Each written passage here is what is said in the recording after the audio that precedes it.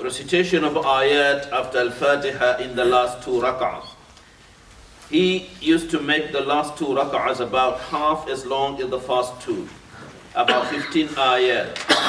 And sometimes he would recite only Al-Fatiha in them. Can I just go to the footnote after the 15 ayat? The footnote number 8, Ahmad and Muslim. The hadith contains evidence that reciting more than Al-Fatiha in the last 2 rak'ah is a sunnah, and many companions did so. Among them Abu Bakr as-Siddiq, may Allah be pleased with him. It is also the view of Imam Shafi'i, whether in Dhuhr or others, and of our latest scholars Abu al-Hasanat al-Luqnawi. Took it in notes on Muhammad al-Muwatta, page 102, and said, some of our companions take hold of a very strange view in obligating a sajda to sahw, prostration for forgetfulness, for the recitation of a surah in the last 2 rak'ahs.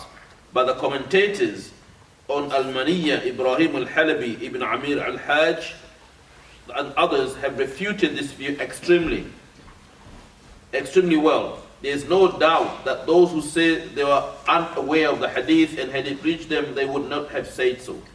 Bismillah ar-Rahman ar-Rahim. Alhamdulillah, wassalatu wassalamu ala Rasulillah wa ala alihi wa sahbihi wa mawala.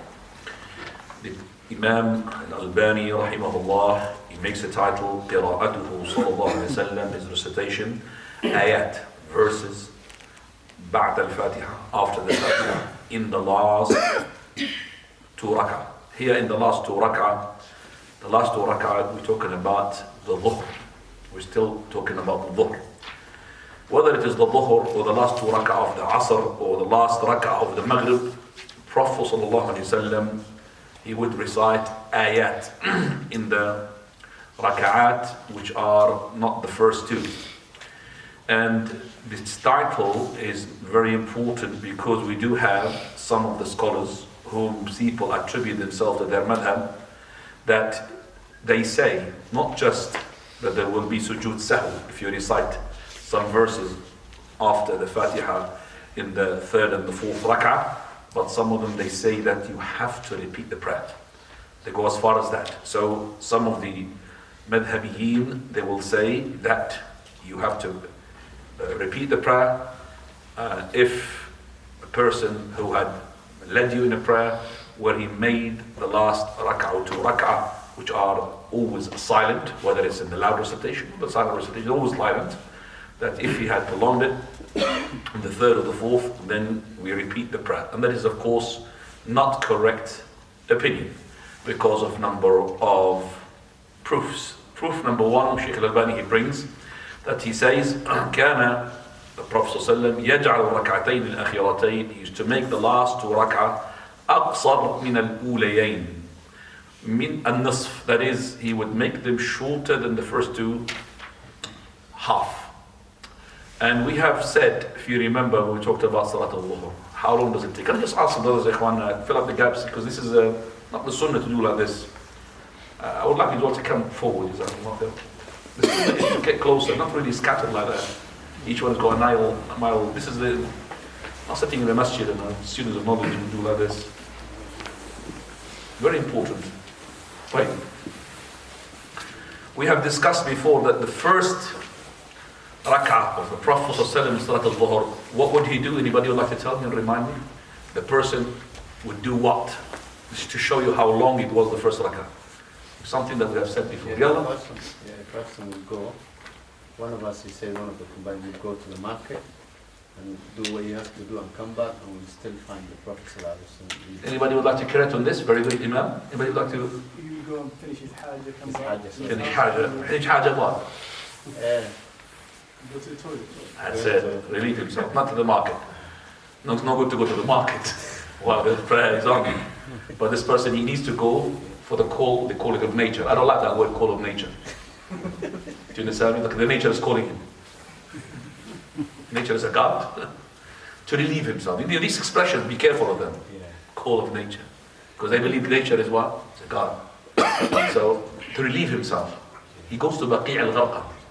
Now when I say Baqi' al-Gharqa is not just a land for a cemetery. Because people think, oh, I could, and make it Baqi' al-Gharqa means a cemetery, I could just go and relieve myself and, leave a poo there, excretion there. No, ya akhi. Prophet sallallahu alaihi wasallam, he said in one of the hadith, وَمَا أُبَالِي, when he talked about the, you could say, condemnation of doing this, is that if the person do it, in the cemetery, it's like doing it openly in the market. Would you be able to do it in the open market, where you could excrete openly? You can't. So that is the same thing has to be what? In these places, which is the cemetery. People, they want to go to, say dua to some of the relatives of theirs. They don't want to find your thing there, lying around. And this will incur upon you a curse. So if it was that long, he would go to relieve himself, and he goes to the house, he make his ablution, come back, he's in the first rak'ah. Sah? So if it's half of that, would it be just the Fatiha or more than the Fatiha? If it's half of that time, of course more than the Fatiha. Even a quarter of that more than the Fatiha. Even a third of that is more than the Fatiha. Even it's a 1/5 of the Fatiha, more than, if it's that long for the first rak'ah, so if it's half of it in the third rak'ah, because he says that the last 2 rak'ah, they will be shorter than the first 2 rak'ah in the scale of half.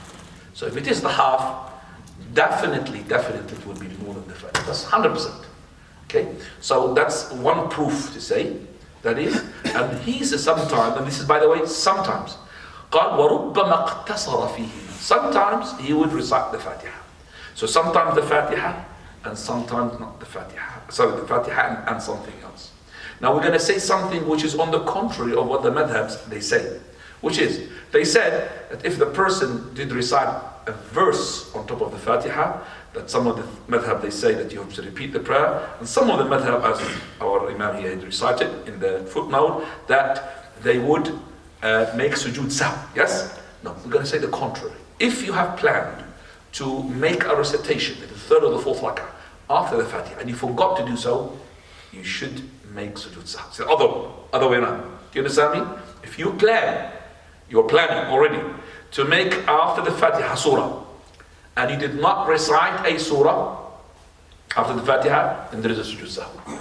And this is the opinion of Shaykh Al-Albaani Rahimahullāh, documented in his asl, and also I've heard from the Shaykh Rahmatullahi that yes, he makes sujood sahw, because he planned to do, just like he had planned to do something after the first Fatiha in the first rak'ah. So this is number one. Number two, another proof as well, we find another hadith which is authentic, that Umar al-Khattab radiallahu anhu, when he was Khalifa, and the province of Kufa, which is in Iraq, was under the Islamic Empire, they had Abu Ishaq, Sa'd ibn Abi Waqqas radiallahu anhu, to be the Imam, the leader there, not just the Imam, the leader, the man. Okay? And he used to lead the prayers in a number of masajid. So the people of Kufa, they have complained about Sa'd, that he is a person does not make the prayer properly. لا يحسن الصلاة. He does not lead us in a proper prayer. So Umar al-Khattab radiallahu anhu, he called for Abu Ishaq, which is he called for Sa'd ibn Waqqas, and at the same time he took some steps in order to investigate what is happening. So he sent Ammar ibn Yasir radiallahu anhu to go and see and ask these masajid, is that correct what the people say? So when he came, he said to him, Abu Ishaq, and that is the kunya, as I said, of Sa'd, what do you lead them as in a prayer? He says, Wallahi ya Amir al-Mu'min, O leader of the believers, I lead them Dhuhr and Asr, where I will prolong in the first rak'ah, and I will make it shorter in the last 2 rak'ahs, just like the Prophet sallallahu alaihi wasallam. So Al-Khattabi said, that's what we think of you that you're doing. I mean, this is our opinion, that you are doing this. That you are doing this, the prayer of the Prophet sallallahu alaihi wasallam. So Ammar bin Yasir, he went to a number of masajid in Al-Kufa. All the masajid, they said, mashallah, prayer is okay, except for one masjid, except for one person. So the whole complaint is from what? From one person. It's always the one person, he makes the problem. In any masjid, ask the imams and they'll tell you. It takes only one person to make the chaos. One person to spoil the whole team. One person to make headaches. One person to stop even the imam think about his wife and his children. Just think about this man. One person. Headache. SubhanAllah. True or not? Wallahi, one person. Makes a whole, one person can make a coup.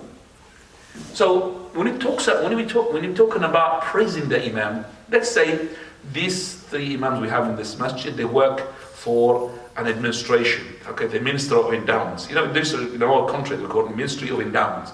وزارة الأوقاف والشؤون الإسلامية والمقدسات. That means the one who was in charge of the masajid. They employ these imams. And we find, for example, that these imams are doing very well. Do you think how many people will turn up to the Ministry of Endowment and tell them, MashaAllah, these 3 people are doing good? None of them. They don't have to bother. They don't really have to go and take off their time and just go to the Ministry of Endowments and tell them, you know, these imams are very good. None of them. But if one of them didn't like one of them, wallahi, the Ministry of Endowment in Scotland, he will go to it. Just for the sake of what? Making a complaint. And he will be a headache. And it's always like this, because I worked for the Ministry of Endowment in my country. Okay? And it's always just one person. So when the person who is in charge, let's say he's the mudir, the management, so they call me.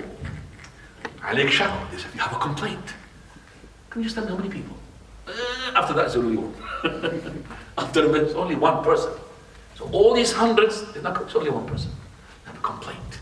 Subhanallah. So, okay, if it's a complaint which is worthwhile, like that boy complained about Mu'adh ibn Jabal, no problem. So this complaint now, so they asked the person, what do you say? So he said, verily, as you've asked me, when he prays, he does not do the prayer properly. And when he divides the wudu'i, which is a man, the other way does not divide injustice as well. Basically, he does not rule, does not basically as well pray properly. When it was conveyed to Umar al-Khattab and Sa'd al-Waqas is listening, and Sa'd al-Waqas is known for his dua. If he asks for a dua, Allah will respond. He's known. So he said, when he heard this, Allah understand. Oh Lord, if this person is a liar, if he's a liar, then أطل عمره, prolong his lifespan. وأطل فقره, and make him poor. وعرضه للفتن, and expose him to fitna. أطل عمره, see, anybody when he hits somebody, he would not say go and prolong his life. No, or kill him. But no, give him a long life. At the same time, prolong his poverty. Because he's poor from the deen, poor from the iman, make him poor from the money. And عرضه للفتن makes him exposed to the fitna. This man got so old until his eyebrows, in the hadith, gone inside his eyes. I mean, you know when you would get old, his eyebrows start falling onto your eyes. It's really old. And he was after women. Imagine an old man after a woman. So when he was asked, what's wrong with you, guy? So he said, أصابتني دعوة سعد. Sa'd's supplication got me. So he knew it. He knew what he did, and when he knew that what lie he had fabricated for the sake of, and he conveyed it to Umar al-Khattab, and it was not true. But anyway, in that hadith we learn as well that he used to prolong the 2 rak'ah and shorten the last 2 rak'ah. Never said if it was Fatiha. He would have just said, I would have prolonged the first 2 rak'ah and I would read the what? The Fatiha, the last 2 rak'ah. He would say that I would what? Shorten. Shorten doesn't mean what? Fatiha.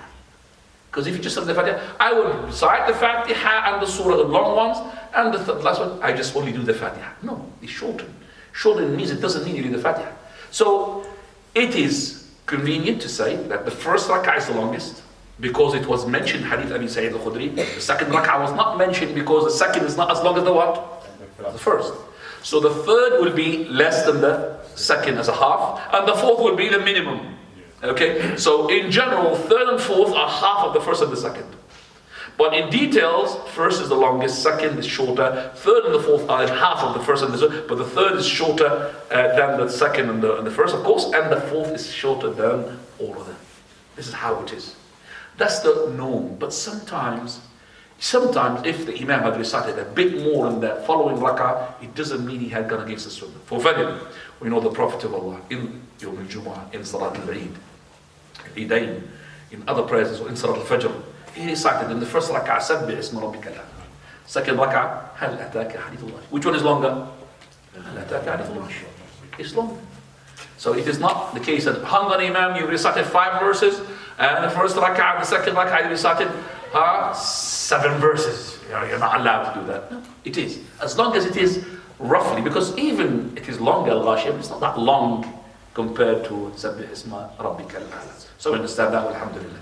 Right, so we understand that also from this, that the madhab, the correct madhab is sometimes to read Fatiha, and sometimes you could read after the Fatiha some surah in the third and the fourth rak'ah.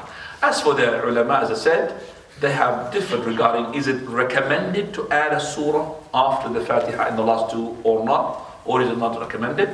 When we say that the recommendation is to recite, and sometimes it's so we leave it just like that. Sometimes to recite, and sometimes not to recite. But remember, as a person who's leading the people behind you, there are the elders, or the elders, you should say, and there are the people who are ill, and the people who are in need to go.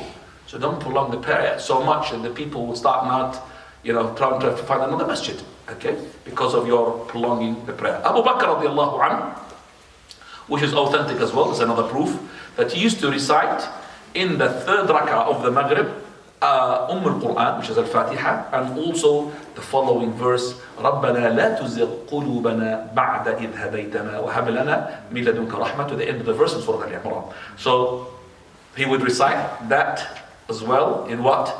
In the third rak'ah of the Salat Al-Maghrib.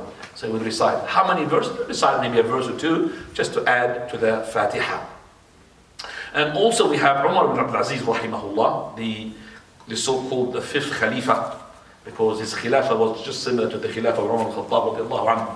But I would really have some sort of, I would say, backing off regarding the fifth Khalifa, because this fifth Khalifa, they want to cancel the Khilafah of Muawiyah radiallahu anhu, and that's not correct. Muawiyah's Khilafah, it's a Khalifa radiallahu anhu. Umar ibn Aziz, he said, I used to have an opinion, that is, you recite only the Fatiha in the third and the fourth, but when I heard that Abu Bakr radiallahu anhu, and it was conveyed to me that he used to recite that's a verse or two or whatever after the Fatiha, then I would take this and I would start reciting. So this is how the Salaf, as soon as they hear that there is a companion would do such a sunnah, they will not hesitate to take upon that sunnah. Wallahu ta'ala a'lam. And he says here, the last bit, وَرُبَّمَا اقْتَصَرَ فِيهِ مَا عَلَى الْفَاتِحَةِ, and sometimes he would recite the Fatiha. Fadl.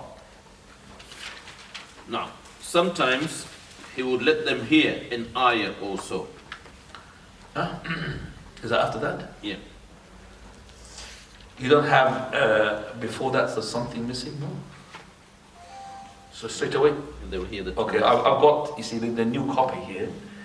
Another title, which is the compulsion, the mandatory of reading the Fatiha in every rak'ah. Do you have that? Yeah. Huh? I have my one. In In Arabic, you have this one in English. Not in English. So you don't have it in English somewhere, maybe it's been put somewhere else. Can you just read it somewhere else? I just want to know, before I start. Another page. Anybody should say it in English? Please tell me.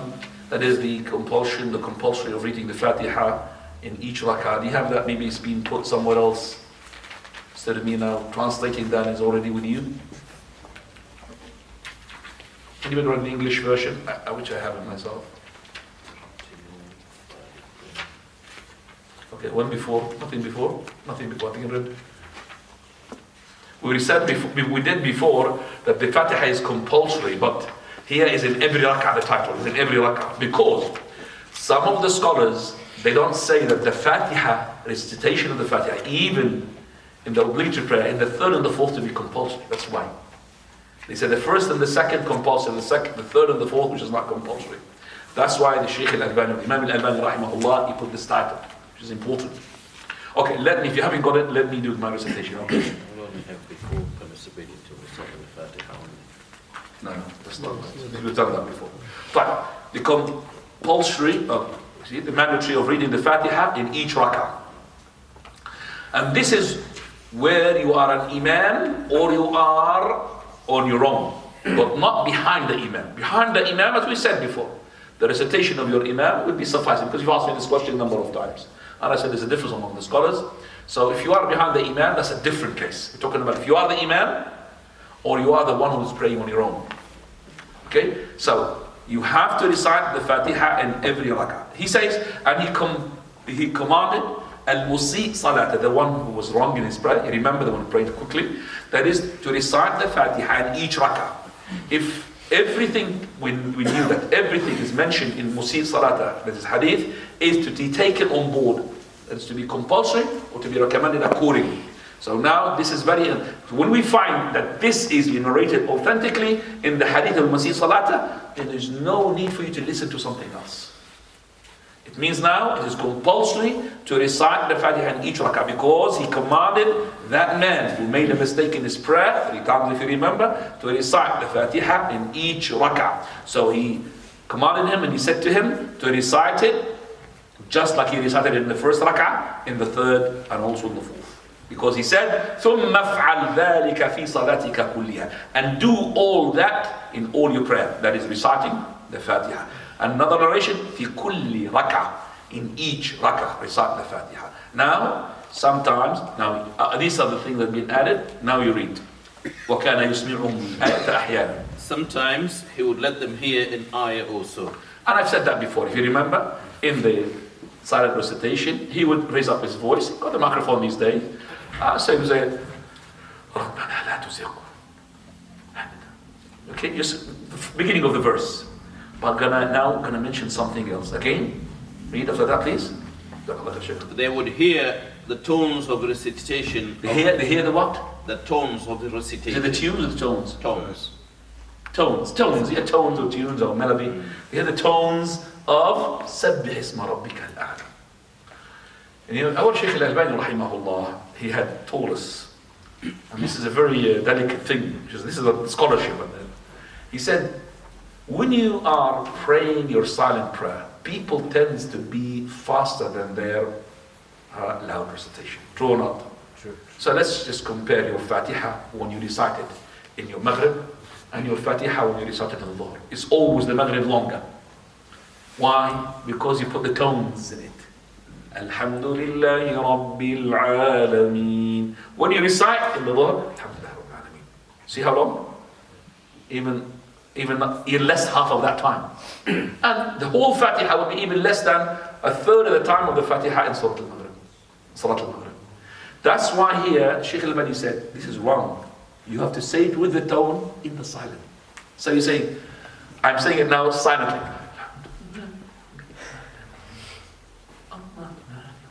But silently. Do you understand me? So I'm making a tone inside myself. Okay, so and then what the Shaykh Al-Albaani said, this is now says, sometimes you would hear him make them. See, he had in the tones and nagama of سَبِّحِ اسْمَ رَبِّكَ الْأَعْلَى. Okay, طيب. And also, وَهَلْ أَتَاكَ حَدِيث الْغَاشِيَةِ. هل أتاك? And has the story reached you of the overwhelming? Always say it in Arabic, whenever he can't do it.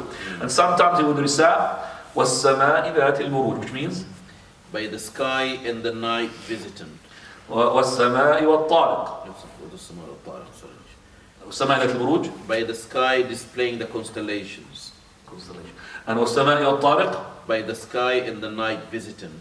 And other surahs. And similar surahs. Yeah. And sometimes وَاللَّيْلِ إِذَا يَغْشَى. He recite by the night as it conceals. Okay. And similar to it. Right. So now we understand what the Prophet ﷺ used to recite. Now we come to Salat al-Asr. Yes? Fadal. Asr prayer. He sallallahu alayhi wasallam used to recite Al-Fatiha and 2 other surahs, the first 2 rak'ahs, making the first one longer than the second. And they used to think that he did it so that the people could catch the rak'ah. He used to recite about 15 ayat in each of the first 2 rak'ahs, about half as much as he recited in each of the first 2 rak'ahs of Dhuhr. And he used to make the last 2 rak'ahs about half as long the first 2. He used to recite Al-Fatiha in the last 2. He would let them hear an ayah or so sometimes. He used to recite the surah mentioned under Dhuhr prayer above. Right, okay, Salat al-Asr here. Now you just see now the Prophet ﷺ, he would recite the Fatiha and 2 surahs all the time in the first 2 rak'ah of the Asr. And as for the third and the fourth, he would sometimes recite the Fatiha, sometimes he would add a surah. But listen here, he says here that he would recite in the Asr, which is half what is in what? In the Dhuhr. So the total time of the Asr is equivalent almost to the half time of the what? Of the Dhuhr. Okay? And this is why he says he used to make him 15 ayah, whereas the other one is 30 ayah. So now this is according to the prayer of the Prophet of Allah, because if we're going to do now our Asr, half of our Dhuhr, I don't think we'll be able to read the Fatiha. That's how short our Dhuhr is. True or not? If we're going to make our Asr, half of our Dhuhr, we will be praying supersonic, very fast. So this is the prayer of the Prophet of Allah, that he, first rak'ah, used to go all the way to the Baqi' and relieve himself, and after that go to the house and make wudu, come back, and he's still the Prophet of Allah in the first rak'ah. And here he says as well that they used to believe, كانوا يظنون, the Sahaba, that he wants and intends for the people to join. So it's very good from the Imam to have this as an opportunity to learn things that will admire people, making people admiring him, make people to follow him, make people to love him, which is the Sunnah. And that is, if for example that there's a change of a time for the prayer.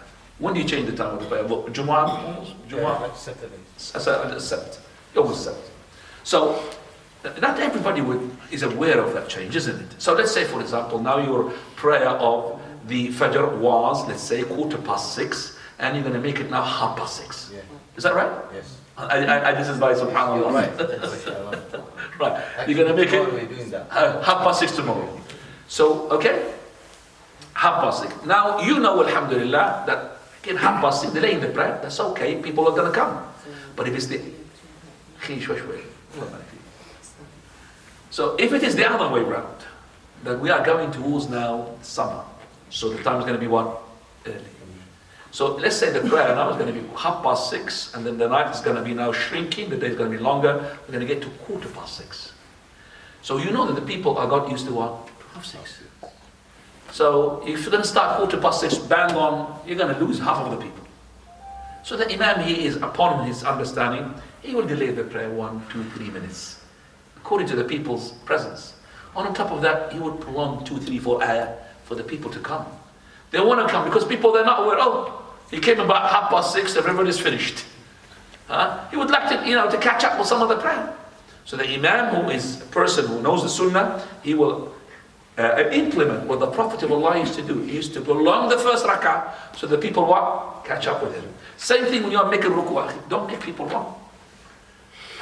You hear people coming when you are making ruku'ah. Prolong it. Because you know they're going to be rushing and they're going to be... Imam, stop please, wait. Loud. Don't laugh when you hear somebody coming with in the prayer. But that's what the people, they do. Thrown up. And it's like saying, Imam, wait for me. If you don't wait for him, he's going to make his rak'ah like this. Allahu Akbar, and go down, and you're going to lose a whole prayer. You have to do a takbiratul ihram for standing up. You have to be careful with that. Tayyib, alhamdulillah. And he says he used to sometimes recite the Fatiha, the third and fourth, and he'd make them to hear the ayah sometimes. Now we come to the Salat al-Maghrib. Fadl. Maghrib prayer. He sallallahu alayhi wa sallam, so that when they had finished praying with him, they could go away and it was possible to shoot an arrow and see where it landed. Once while on a journey, he recited by the fig and the olive, and sort of he recited Tini Zaytun. I don't like all this because I don't want people to say by the fig and by the olive. They can't recite Quran like this. Okay? By what Tini was Zaytun, you could say translation of which? Translation of which? He used to recite translation of which? By the fig, by the tree. Now, in the second rak'ah. Now, but sometimes he will recite the long or medium mufassal surah. Hence, he will recite those who disbelieve. الذين كفروا وصدوا عن سبيل الله سورة محمد. نعم. Those who disbelieve and hinder men from the path of Allah, Muhammad, or Surah At-Tur, or Surah Al-Mursalat, which he recited in the last prayer he prayed. Yes. Now, sometimes he will recite the longer of the two surahs, Al-Araf, in 2 rak'ahs, or he will recite Al-Anfal in 2 rak'ahs. Right. So let's just see what the Prophet used to recite in Salat al-Maghrib. Prophet of Allah, he would recite sometimes Qisar al-Mufassal. We said al-Mufassal starts from where? Qaf. Yes? Qaf. That's al-Mufassal. So, and the scholars are different. Some of them they make it طوال مفصل and قصار مفصل. Some scholars they make it طوال, وسط, and قصار. Okay? So, definitely up to Surah Al-Duha, some of the madhab, that is طوال. After Duha is what? Al-Qisar.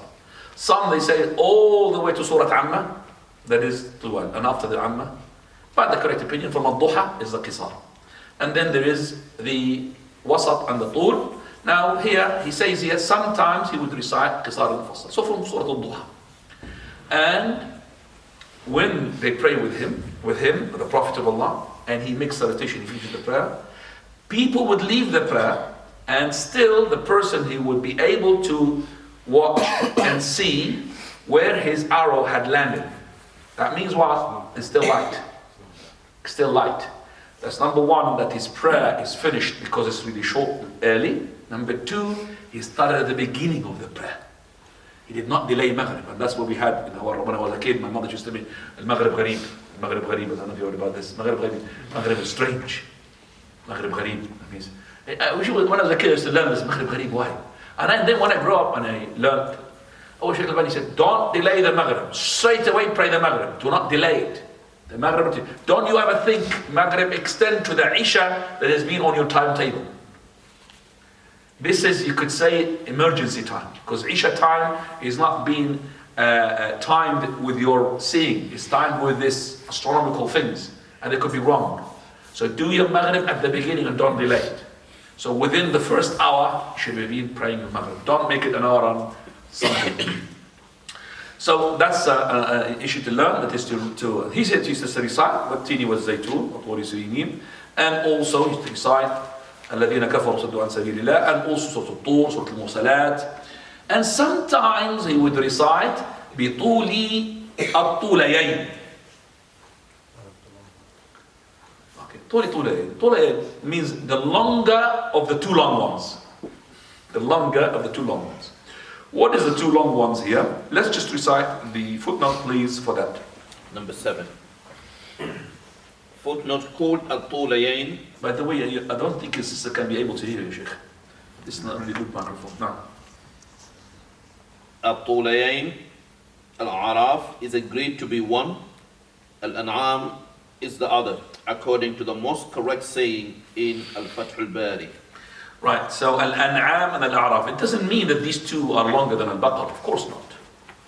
But these are the ones being named by the companions, that is Al-An'am and Al-A'raf. Al-A'raf is longer than Al-An'am. Al-Tulayayn. So the second, the long surah he's talking about here is Al-An'am. Right, now, the Imam is allowed to recite Surah Al-A'raf in the 2 rak'ah of this Maghrib, first 2 rak'ah. But he has to give a warning. So maybe a 1 week warning. I'm not joking. 1 month. 1 week warning. Every prayer of Maghrib, brothers, I'm going to be reciting next Saturday, make it weekend. So people can go home, you know. And they have, inshallah, as-Sabt. We will come and recite. Do it one, see. Wallah, make an announcement, see for it. There will be people curious to come, and there will be people who are making their best to be anywhere except for here. You can have the two. Some people will make their best not to be here, and if he made a mistake, he said, oh my God, I'm here already, let me go. Okay? Warning, until I'm going to be reciting Surah Al-Araf, and wallahi, you'll find people who wants to come to you. And you'll find maybe if other masajid they come, we want to see how does he manage to pray this salah, and how many people is that going to be bashing his head or do something to him. It's amazing. He said, you'll have a famous reciting Surah Al-Araf. But our Shaykh used to say that give warnings. Okay, that you're not telling the people, prepare them beforehand. Don't Surah Al-Araf without telling them. People might leave the prayer while you are praying. That's why you need to be careful. I will come to he says as well, sometimes you recite Surah Al-Anfal, and this is Surah Abi Dawood in the 2 rak'ah. So Al-Anfal in 2 rak'ahs, half. So we come now to the Sunnah al-Maghrib. Recitation in the Sunnah prayer after Maghrib. In this prayer, he used to recite قل يا أيها الكافرون. Say, O you who reject faith. And قل هو الله أحد. Say, He is Allah, the one and only. So here the Prophet ﷺ, he used to recite in these 2 rak'ah, which is the Sunnah al-Maghrib, قل يا أيها الكافرون, after the Fatiha and the first rak'ah, and second one, قل هو الله أحد. So that's, remember this, inshallah, this is the Sunnah to make the 2 Sunnah of the Maghrib. 5. Isha prayer. He sallallahu alayhi wasallam will recite the medium Mufassal surah in the first 2 rak'ahs. Hence he used to recite Oh, Shams wa Duha, I'm not following you, sorry. by the sun and his splendor. It's very hard to figure out which surah with this translation. Yeah. Okay. And surah like it. إذا السماء انشقت. Or he will recite when the sky is rent. How do you spell that? Ascender. Asunder. And When the sky is rent asunder. Once he recited as well in his journey. And make sajda during it. Yeah. And he once recited والتين والزيتون. by the fig and the olive. By the way, التين والزيتون is wrong. I need to wow, isn't it? In Arabic, you got it wrong. Yeah, Right? what teen was it? You got what teen? Yeah. No one. It's You got wow. My one is wow. Okay, you are. My mom does not got wow. Okay, we'll put a wow here. Yes, correct. Now, In the first rak'ah while on the journey. right. Okay, go on. He forbade prolonging of recitation in Isha, and that was when Mu'adh ibn Jabal led his people in Isha prayer and made it very long for them. So one of the Ansar left and prayed along. When Mu'adh was informed about this, he said, he is surely a hypocrite. When the men heard of this, he went to the Messenger of Allah sallallahu alaihi wasallam and told him what Mu'adh has said. So the Prophet sallallahu alaihi wasallam said to him, do you want to be on who caused a lot of trouble, Mu'adh, when you lead the people recite by the sun and the splendor, Shams and or glorify الشمس وضحاها. or glorify سبح اسم ربك الأعلى. the name of your Lord, the اقرأ Most باسم High, ربك الذي خلق. or read in the name of your Lord, والليل إذا or يغشى. by the night as it conceals, because the old, the weak, and those who need to fulfill prayer behind you. Right. So what he used to recite in Salat al-Isha. He used to recite in Salat al-Isha from the Wasat of al-Mufassal. And we have said that Wasat al-Mufassal. I'll explain to you the 2 opinions, and I'm going to repeat that again just to make you sure to understand that al-Mufassal start from Surah Qaf, and the short ones we said there's a difference of opinion. Start from والشمس والضحى والضحى والليل إذا سجى. Start from there. And some said he said it starts from Juzu Amma. And the Wasat, it starts from Juzu Amma, some of them they say, until Ad-Duha. From Juzu Amma until Ad-Duha. So here it looks like that the Wasat al-Mufassal is from Juzu Amma to Surah Ad-Duha. And the Prophet of Allah, so that means a bit longer than the Maghrib. A bit longer than the Maghrib, usually. So the Maghrib is the shortest. Sometimes he would recite, 1.5, could say Surah Al-A'raf. But most of the time it's short. But doesn't mean short all the time. قل هو الله أحد. أخي, I would say the Imam, remember, people behind you, they're going to get bored if you're going to keep reciting the same verses all the time. If you're going to recite the same surahs, people are going to get bored. Okay? Oh God, not gay. What Dini would say to you. Can I just have a fan? And this is a real story. What happened? There was a village. I don't know if I told you about this or not. There was a village where the Imam, he doesn't know that much Quran. And he's the Imam of that village. And he keeps reciting, I can't remember which surah, it's one of the short ones. But if I hold for a second. إِذَا جَاءَ نَصْرُ اللَّهِ وَالْفَتْحِ. He used to recite this. And the person who told me this, inshallah, he was truthful. He said from a person he was there. This person, he mixed, the Jama'at al-Tabligh, Khuruj. But I believe this person did it. He said, we went to that village, and as soon as we came in, we noticed that the people, straight away, they begged somebody else from us to lead the prayer, because they got fed up of listening to the same surah. But the people who came, they don't know. So the Imam led, إِذَا جَاءَ نَصْرُ اللَّهِ وَالْفَتْحِ. He hasn't been warned that this is the surah that's being recited all the time. One of the old people, he couldn't hold himself. He said, oh my God, he comes back to the same thing of the Imam from the beginning. He couldn't hold himself. So the Imam, he has to, as our Shaykh Al-Albaani used to say, النفس أحيانا تمل. Person's soul really gets bored. So you need to, inject new recitation. It's not really all the time what Tini was Zaytun. Or not all the time. Okay, so he sometimes recite والشمس وضحاها إذا السماء انشقت Tini was Zaytun. He would make a variety of recitation. But here I'm just saying إذا السماء انشقت. Okay, the Imam, you are reading now إذا السماء انشقت. At the end he's going to say what? كلا لا تطيحوا واسجد واقترب. What are you going to do? Yeah, tell us. You are the Imam now, doing this. What do you do with this? How do you tackle this? That's Iqra, isn't it? Surah Al-Alaq. Sorry. Surah Al-Alaq. This is, إذا السماء انشقت is إذا قرأ القرآن لا يسجد. لا يسجد. لا. Yeah. So what do you do? Which scenario? The السماء انشقت. So I'm leading the prayer. Yes. You recited and you went Yes. to the last verse. Sometimes I'll make the sujood. Tilawah. Sujood tilawah. So if you made sujood al-tilawah, what would you do? Normally, but you already taught us now, so we practice it now. We just keep quiet a bit. Okay, very good. I already told you that before. Yeah. Very well done. Yeah. This is a very important issue that the Imam always teach the people behind him what he's going to be doing. And I don't like people to surprise people. Don't surprise people. Because what is this? New religion? New deen? What are you coming up with? I didn't hear about this.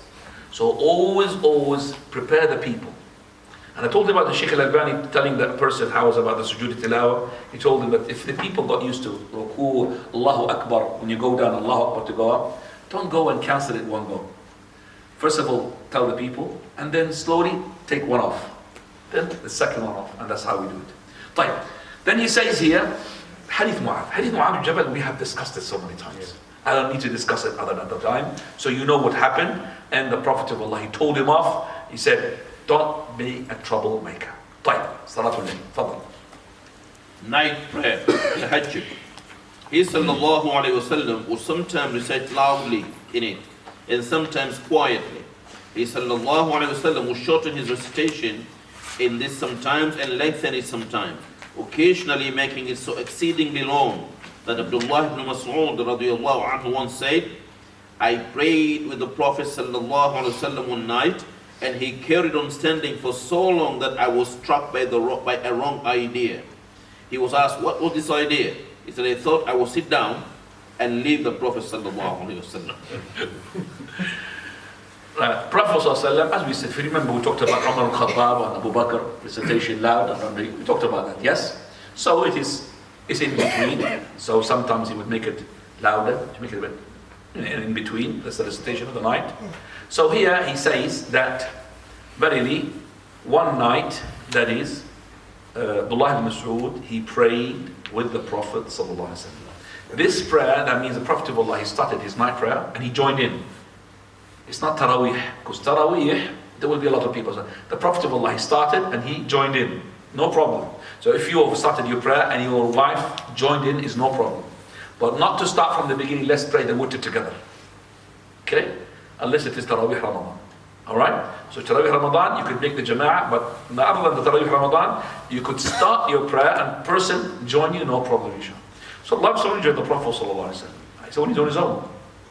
Prophet of Allah, he started reciting, long recitation. He said, I almost did something wrong. He was asked, what was that? I almost left the Prophet of Allah standing up, and I left him. Just, and I sat down. So he feels that this is something not good. Why?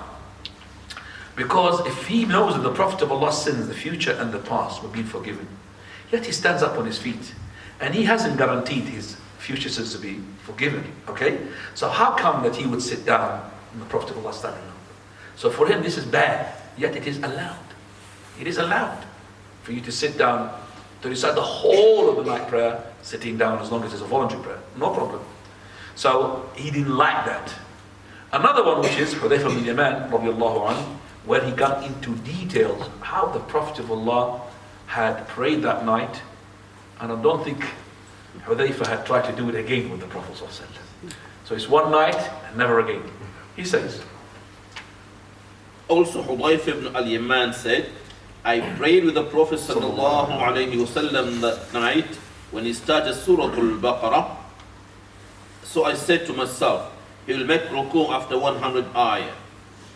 After 100 ayat. But he carried on after that. So I thought he will finish it, the surah, in 2 rak'ahs. But he carried on.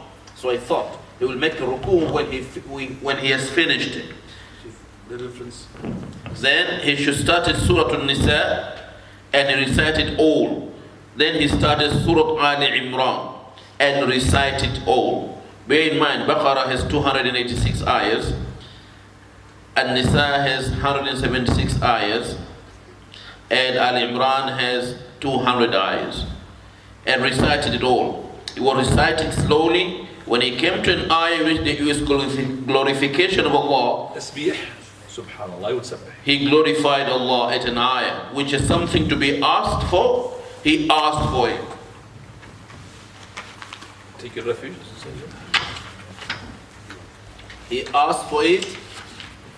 At the mention of seeking refuge, he sought refuge with Allah. Then he made ruku to the end of the hadith. Right, Jazakallah khair. طيب, here Hudayfa bin Yaman radiallahu anhu, he said, I prayed with the Prophet ﷺ one night. And that's it, that one night, and he did not mention another night. Prophet of Allah, he started with Al-Baqarah. Our Shaykh Al-Albaani, he said, I'm imagining myself in Hudayfa bin Yaman, knowing the Quran inside out. So Alif Lam Mim, ذَلِكَ الْكِتَابُ لَا رَيْبَ فِيهِ, this is Al-Baqarah, 100%. So he said, I'm imagining myself in Hudayfa bin Yaman, my heart gone, boom! Scared. That's why he's talking to himself. It says 100 verses. 100 verses is a lot, but 100 verses is just to be patient, because the Prophet of Allah is going to recite 100 verses and inshallah will make ruku'. That's why he's talking to himself. 100 verses he'll make ruku'. But we don't. He will make the Baqarah in 2 rak'ah. Making the Baqarah in 2 rak'ah is a long thing. But this is just to make himself patient. Don't worry, Hudayfa, Baqarah inshallah will be divided into 2 rak'ah. Then he started to recite. And he finished. Then he says, I said to him, maybe he will finish it in 1 rak'ah and that's it. He will stop. Khalas. Baqarah and that's it. We're going to go to the 2nd rak'ah now. But he went on. Now when he went on, Shaykh Al-Albaani used to say, قَالْ سَلَّمَ أَمْرَهُ لِلَّهِ. That's it, he's given up. He doesn't say now, we're going to finish Surah An-Nisa, half of the Nisa, khalas. He's given up now. So he said, and he started An-Nisa. Before what? That's a tankis. Al-Imran is before An-Nisa. So An-Nisa, finished it. Al-Imran, finished it. Then not only that, every time he passes by an ayah, where Tasbihullah, Subhan Rabbi, Subhan Rabbi. Or there is a su'al, that is a request, istajib al-du'a, he will ask Allah. If there is isti'adah, he will seek refuge in Allah. So that means he will add to this as well, to Salat al-Layl. And now, when he makes his ruku' is almost like all these surahs. Almost. Not as like, but almost. And then Sami Allah liman hamida, almost like his ruku'. These 2 rak'ah, Shaykh Al-Albaani says, took most of the night. Just took most of the night.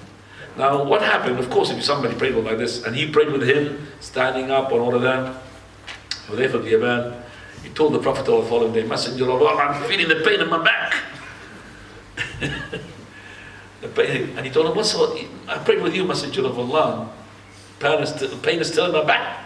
You could have told me. He said, he could have told me. The Prophet told him, you could have told me. How are you going to tell him? How are you going to tell him? I mean, how can I going to tell the Prophet, Allah, Messenger of Allah, come on.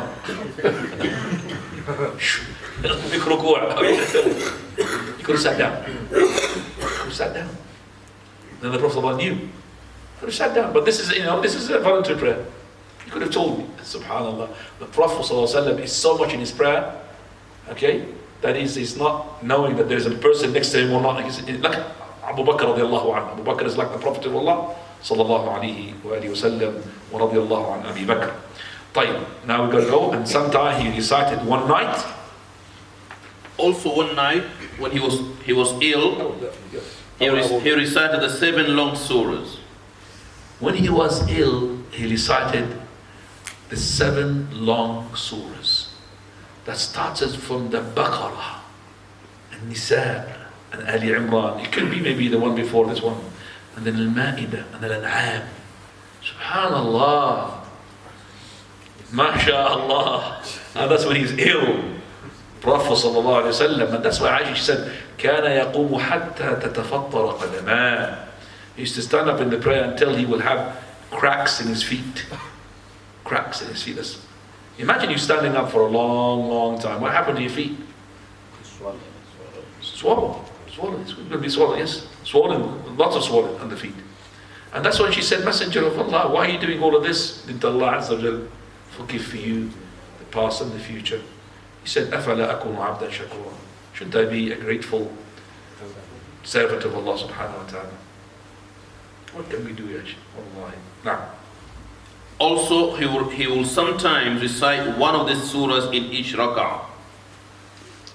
That means those 7 long surahs. It was totally unknown for him to recite the whole Quran in one night. In fact, he did not recommend it for Abdullah ibn Amr. Okay. Right, so sometimes he would recite in each rak'ah a surah of those. So Al-Baqarah, and then Ali Imran in the second rak'ah. Sometimes.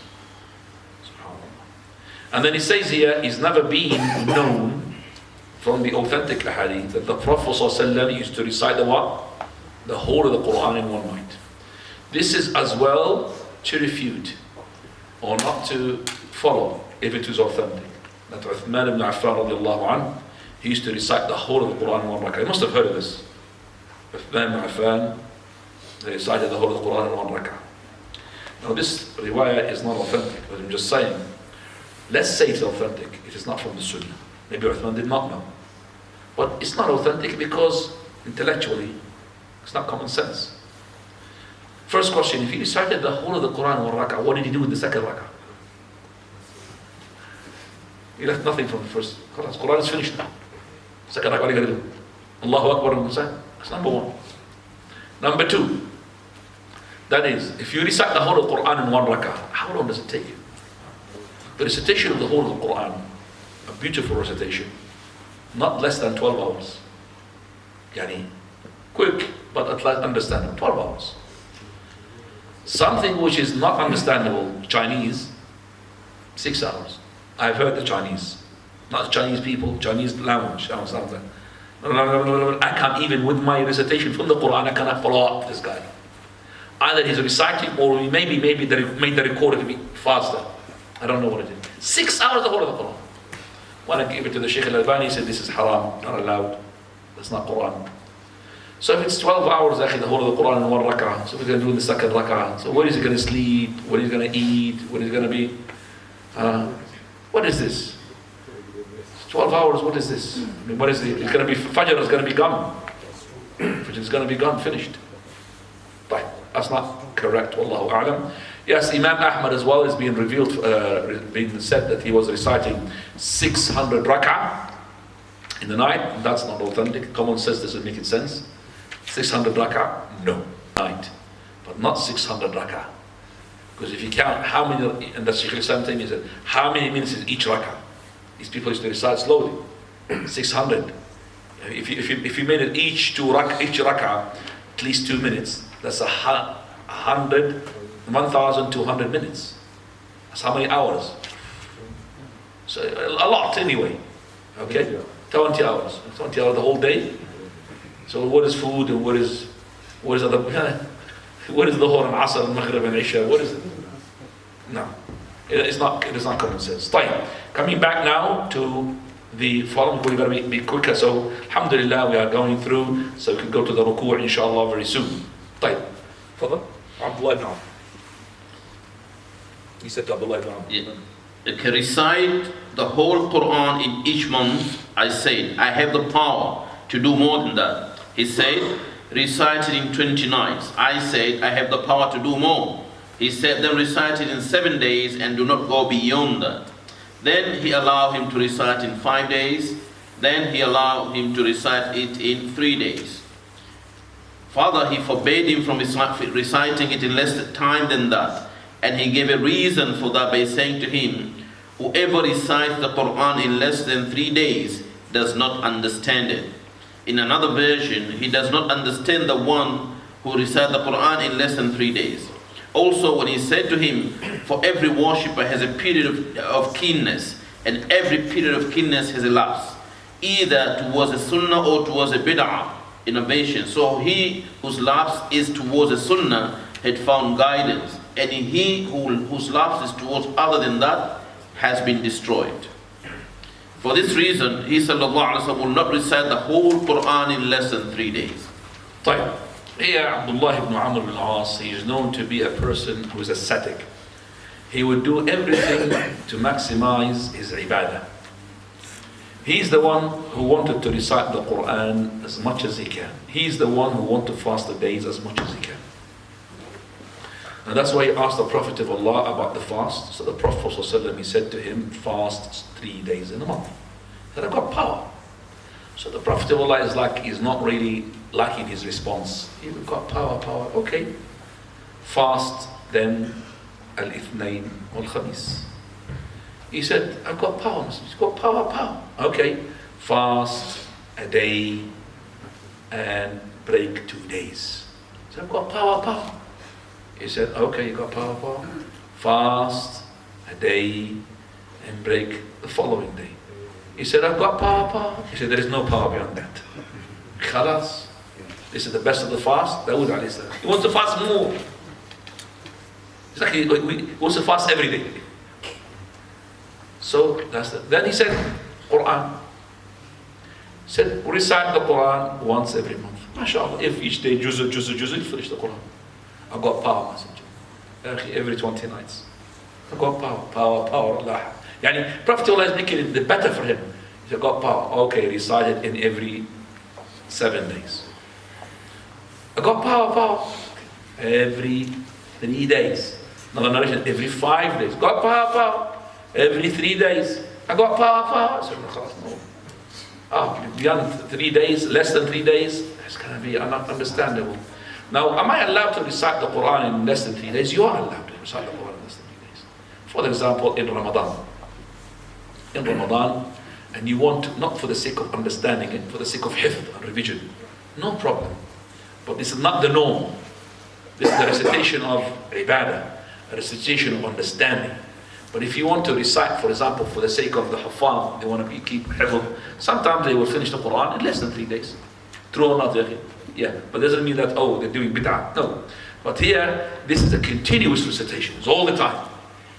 He wants to recite every ibadah. You're not going to be able to understand it. And because he kept to this, he has to keep this momentum all his life. He couldn't do so. That's why at the end of his life, he said, I wish I listened to the Prophet. I wish I have listened to the Prophet. Because when you do something, you have to keep up with it. Prophet of Allah sallallahu alaihi wasallam, according to Aisha, she said that his action, his ibadah was dima. Dima means continuous. So if he does, for example, 3 days in a month, it's 3 days in a month in every month. 2 ithnains and 1 khamis, and that's it. Okay? So sometimes he would add to that, but the continuous is 3 what? 3 days in a month. That's the continuous. 5 دقائق إن شاء الله نأذن الآن. نأذن والبعد الآن أول الصلاة مباشرة. طيب. جزاكم الله خير. So we find that the person, he has to, accommodate for himself. The deen is إن هذا الدين يسر, but متين عميق. فأوغلوا فيه برفق. Take it easy when you go plunge into it. You might go so deep that you can't even get up. So take from this. Let's say you have a ma'duba, a tray, and all on that tray is ibadat. Each person takes what ibadah is suitable to himself. Some people will strive in fasting. Some people will strive in other than fasting. And I grabbed this opportunity in the last 5 minutes. I thought there would be more people coming to the prayer. to remind myself and remind the brothers and sisters some of the rules governing the season of the winter in which you could really invest into. You know, the winter we have short days and long nights. Isha comes in as an actual time, 6 o'clock during the Isha. During the winter, 6 o'clock. Nobody sleeps 6 o'clock. Only chicken they do so. Huh? They sleep 10 o'clock. So from 6 to 10 is a long time. Invest in that time. Memorization, recitation, interpretation. A long time, Akhi. Okay? That's a big time to invest in. That's number one. Number two, invest in the day. Subhanallah. Fajr is going to be, Ikhwani, 6:45 when it comes out. Very soon, 6:45 is going to be. And even if you go to the north, it's 7 o'clock. And Maghrib is going to be 3:45. 3:45. That's less than 9 hours. Your fast is less than 9 hours. By the time you go to work, before you come back home, already broken your fast. So invest in that and don't waste your time here and there. Fast at least 3 days, or every Ithnain and every Khamis. Wallahi, you don't feel it at all. Prophet of Allah said, Al-Ghanimatul Barida, As-Sawmu fi Shita. The easy war booty is to fast during the winter season. And the winter season in the Arabian Peninsula is much longer than the one which we have here. So if this was a Ghanima Barida, this is a freezing Ghanima. Freezing war booty. It's not really even cold. MashaAllah, true or not? Subhanallah, and in that time, there will be no less than 12 hours there, the night. But here we have it, 9 hours or less. So don't waste that time. Third issue, invest into the cold water. You know when you come to the tap, you're not going to get the warm water straight away, unless somebody was before you. So you're going to get the cold water. Prophet ﷺ, he said, I saw my Lord in his vision. And Allah Azza wa Jalla said to him, do you know, O Muhammad, what are the inhabitants of the heavens, Al-Mala'ul A'la, they are disputing about? He said, no, Lord. He said, Al-Kaffarat wa-Darajat, the expiators and the elevators. Wal-Kaffarat, he said, Isbāghul wudu'i 'ala al-makan aw fi as-sabarat, to make wudu in the difficult circumstances with cold water. So when the water comes cold, so many people waste that water and wait for the warm water to come in. That water that comes out, wallah, is enough at least to make wudu for 5 or 6, 7 companions. And all of that water was just wasted. So if you know now, oh, it's a sin expiator, I'm not going to lose that water. So a bit to my hands, a bit to my mouth, bit by my nose, bit for my face, finish the wudu with the cold water. And I'm not saying to you, go and put the warm water in the fridge and make wudu with it. That's crazy. I'm saying the water is already what? Cold. Don't waste it. If you've got arthritis, bones or something like this, that cold water, put it in a container and use it for whatever. You want to flush the toilet with it, whatever. But make usage of it just for wastage like that. Also from the winter things, and the winter season that we need to learn as well, there is the Masih, which is in the winter and the summer, but we need it in the what? In the winter. 24 hours. Just wash your feet after you finish wudu, put your sock on, and put your shoes on, and you could make 24 hours for the resident, 72 hours for the traveler. Masih. And that timing starts after the first Masih. And you could make even over the shoe. The sock is a khuf, ikhwani, but it's made of wool. Imam Khattabi said that. The sock is a khuf, made of wool.